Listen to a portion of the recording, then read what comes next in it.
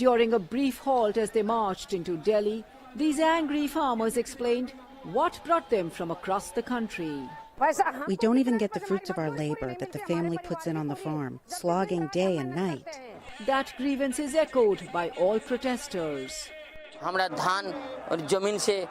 got very little money when I went to sell my rice crop. How will I earn? We're making a loss.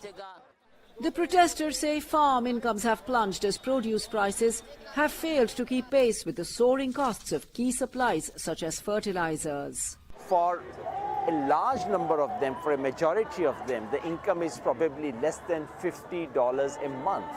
That's the level at which they survive. And one of the principal reasons for that is that they don't get enough price for their crops. That is not the only problem. Increasingly erratic weather patterns pose a new challenge. Nearly half of India's farmers lack access to irrigation. There has been very little rain this year. My crops have been ruined. There have been successive droughts and we now face a massive problem. Many farmers have said they want to quit.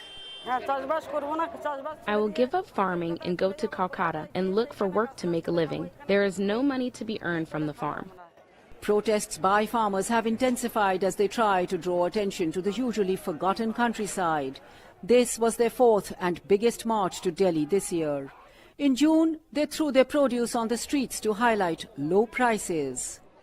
Although the rural crisis has been festering, economists say a sweeping currency ban 2 years ago aggravated farmers' distress. Many farmers lost working capital. They had to borrow money from the banks or from the local money lenders at high interest rate. So the costs went up.